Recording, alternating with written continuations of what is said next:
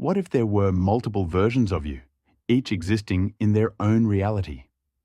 What would happen if you met one of them, someone who is like you, but also fundamentally different?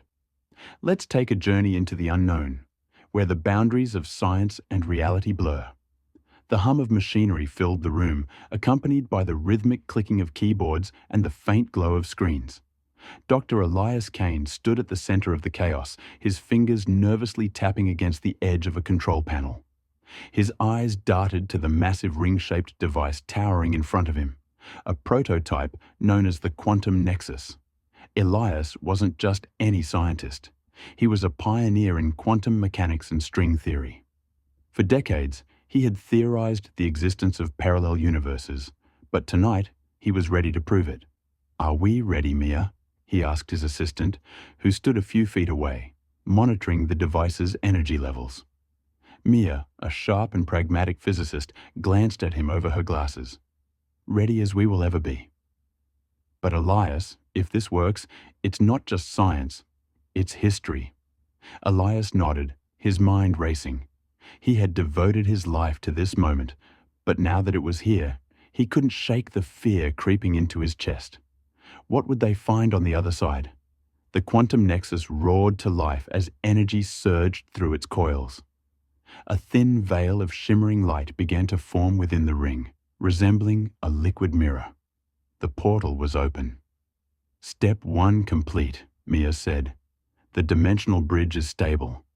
Elias stared at the portal, his heart pounding. "Step 2, he whispered, stepping forward. He was the first test subject. With a deep breath, Elias stepped into the light. The sensation was indescribable, like being stretched and compressed at the same time.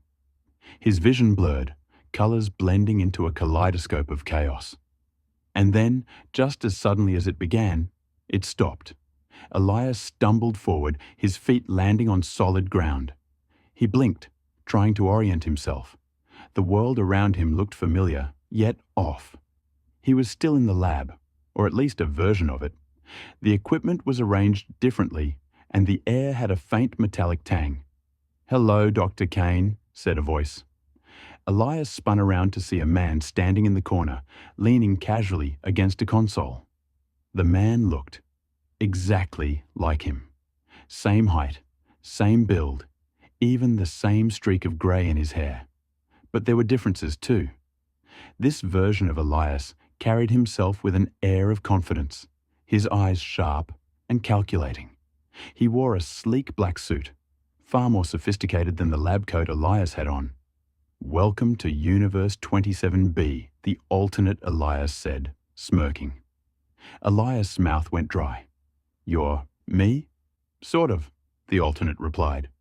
"Call me Kane. It keeps things simple." Elias and Kane sat across from each other at a table in the alternate lab. The tension was palpable. "So you built the quantum nexus too?" Elias asked, struggling to comprehend what was happening. Kane shrugged. "I perfected it, yes, but it seems your version of me is a bit behind." Elias bristled. "Behind? I just made the first successful interdimensional jump." Kane chuckled. "Oh, you sweet summer child, you have barely scratched the surface. In my universe, we have been exploring parallel dimensions for years. The possibilities are endless. Alternate histories, alternate outcomes, alternate versions of ourselves." Elias leaned forward. "And what have you found?" Kane's expression darkened. "A lot of things. Some beautiful, some terrifying. Not all versions of us are as friendly as I am." Elias frowned. "What do you mean?"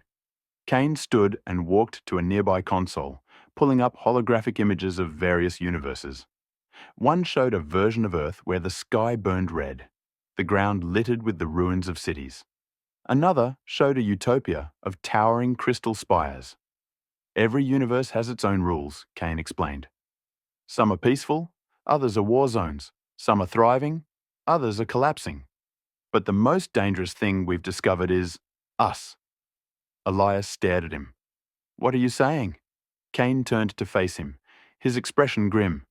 "There are versions of you and me who aren't scientists. They're conquerors. They have built their own quantum nexuses, and they are not interested in exploration. They're interested in domination. Elias' blood ran cold. How do you stop them? Kane hesitated. We have tried, but they're cunning. They've already invaded several universes, absorbing their resources and knowledge. And now that your nexus is active, he trailed off, letting the implication sink in. They will find my world, Elias said, horrified. Kane nodded.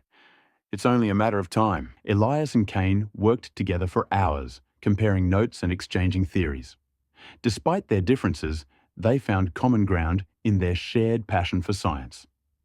Kane revealed advanced equations and designs that could fortify the quantum nexus, making it harder for hostile entities to breach.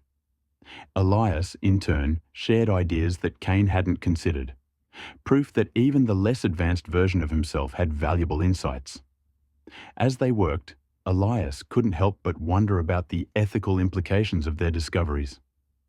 Was it right to open doors to other universes, knowing the dangers?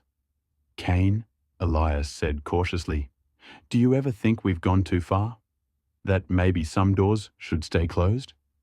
Kane looked at him, his expression unreadable. Every advancement in human history comes with risks.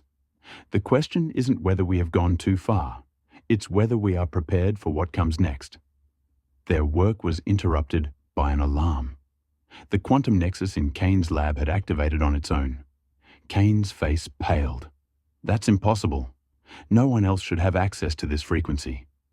Elias watched in growing dread as the portal shimmered and another figure stepped through. It was another version of Kane, but this one was different. His eyes were cold, his posture rigid. He wore battle armor, and his presence radiated menace. Well, well, the newcomer said, his voice dripping with contempt. Looks like I've stumbled upon a little reunion. Kane tensed. You shouldn't be here. The armored Kane smirked. And yet, here I am. Your little safe haven is no longer a secret. Elias' mind raced. This was the version of himself Kane had warned about. A conqueror, ruthless and unstoppable.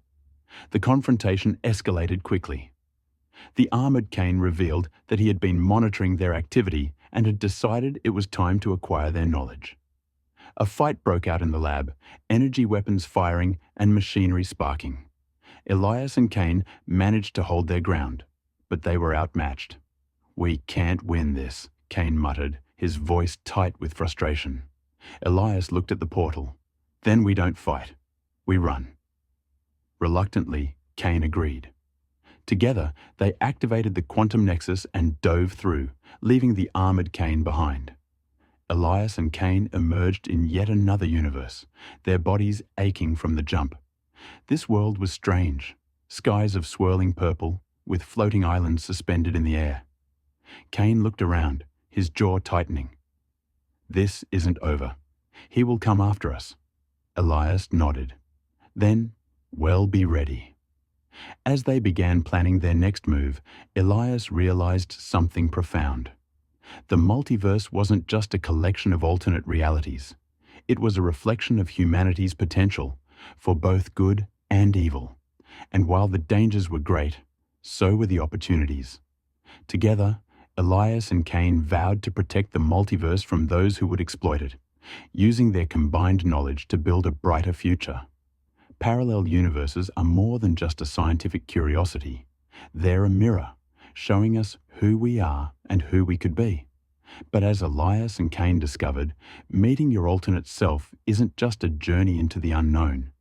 It's a test of what it means to be human.